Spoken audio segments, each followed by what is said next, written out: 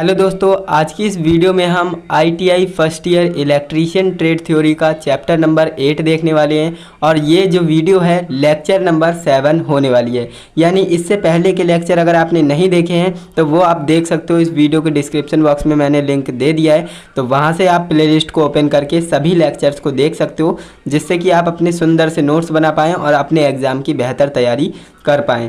तो दोस्तों, last class में हमने क्या पढ़ लिया था, सबसे पहले हम उसके ऊपर बात करेंगे। तो लास्ट क्लास में हमने पढ़ा था पावर फैक्टर क्या होता है, जो कि आपके लिए जानना बहुत ज़्यादा ज़रूरी है। पावर फैक्टर क्या होता है, इसके कुछ फॉर्मूलेस होते हैं। एंड इसके बाद मैंने एक इम्पॉर्टेंट क्वेश्चंस के बारे में डिस्कस किया था कि पावर फैक्टर का मान इकाई से अधिक क्यों नहीं होता, यानी एक से अधिक क्यों नहीं होता। आप जानते हैं पावर फैक्टर हमेशा एक ही रहता है, एक से अधिक कभी नहीं होता है। तो ऐसा क्यों है ना, एक से अधिक क्यों नहीं होता है, तो उसका रीज़न मैंने आपको लास्ट क्लास में बताया था, जो कि आप समझ सकते हो।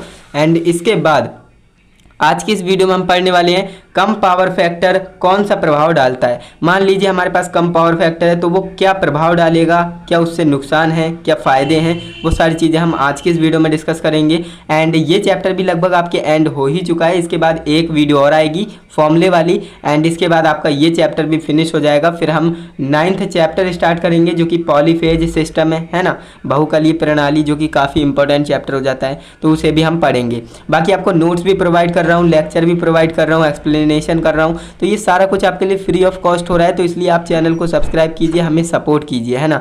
तो आप जितना ज़्यादा सपोर्ट करेंगे हम उतना ही ज़्यादा मोटिवेट होंगे आपको पढ़ाने के लिए।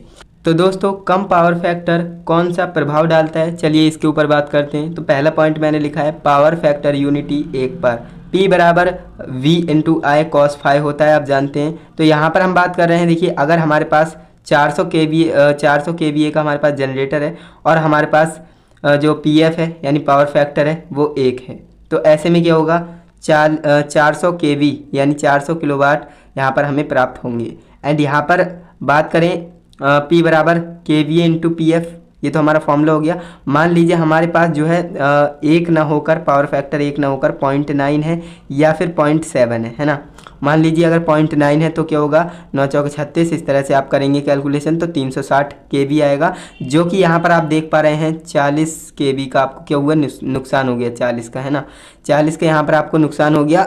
एंड यहाँ पर हम नेक्स्ट हम बात करें तो यहाँ पर 400 इंटू 0.7, अगर आपका PF 0.7 हो जाए तो यहाँ पर आप ध्यान देंगे तो यहाँ पर आपका और ज़्यादा लॉस बढ़ रहा है। यानी कि जितना पावर फैक्टर 1 होगा उतना ही फ़ायदेमंद है, अगर पावर फैक्टर 1 से कम है तो यहाँ पर दिक्कत वाली बात है ना। तो ये आपको समझ में आया। तो यहाँ पर हमने लिख रखा है करंट की मात्रा बढ़ जाएगी, है ना, जो करंट की मात्रा है वो बढ़ जाएगी, कॉपर लॉस व हानियाँ बढ़ जाएंगी, कॉपर लॉस भी बढ़ जाएगा और हानियाँ भी बढ़ जाएंगी।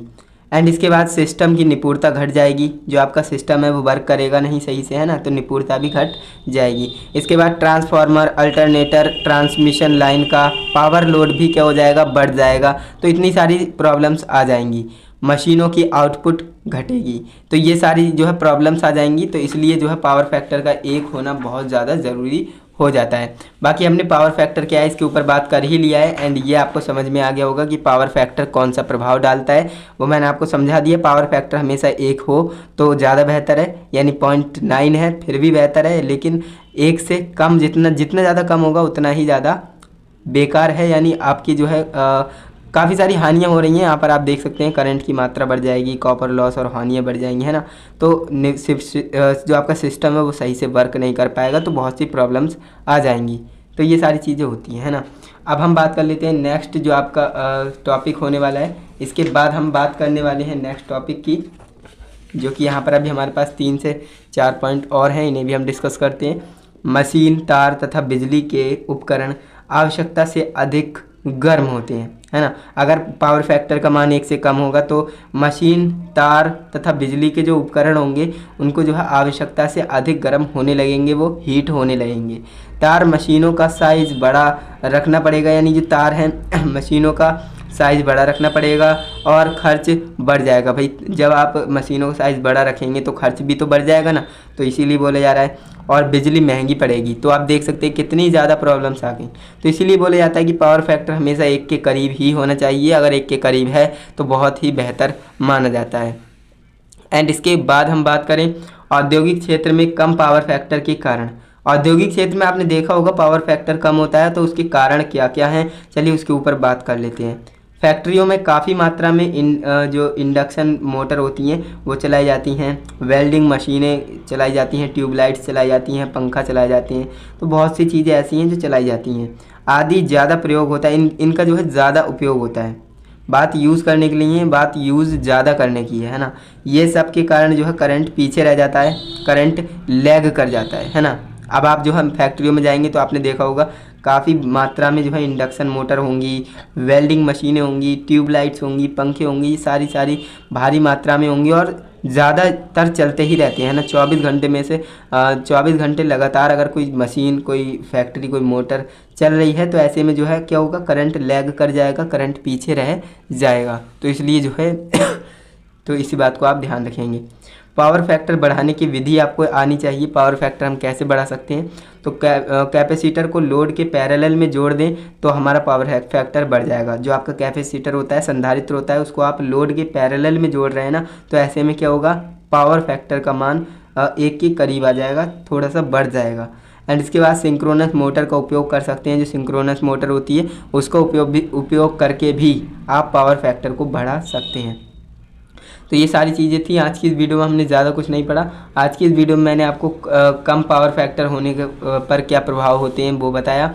एंड इसके बाद औद्योगिक क्षेत्र में जो है कम पावर फैक्टर के कारण बताए। एंड इसके बाद पावर फैक्टर बढ़ाने की विधियां बताई, है ना। एंड इसके बाद हम आगे आने वाली वीडियो में बात करने वाले हैं कुछ फॉर्मूलेज़ की, जो भी जितने भी आपके फॉर्मूलेज होते हैं वो सभी फॉर्मूलेज़ के ऊपर मैं बात करूंगा नेक्स्ट वीडियो में। तो आज की इस वीडियो को हम यहीं पर रहने देते हैं। वीडियो अच्छी लगी है तो वीडियो को लाइक करके ही जाइएगा। चैनल पे नए हो तो सब्सक्राइब कर लो। बाकी आपको नोट्स टेलीग्राम पर मिल जाएंगे, तो वहाँ से जाकर आप इन नोट्स को डाउनलोड कर सकते हो एंड वहाँ से आप अपने नोट्स बना सकते हो। लेकिन नोट्स बनाने से ही कुछ नहीं होगा, आपको पढ़ाई भी करनी होगी, जो कि मैं यहाँ पर एक्सप्लेनेशन वाली वीडियोज़ लाता हूँ।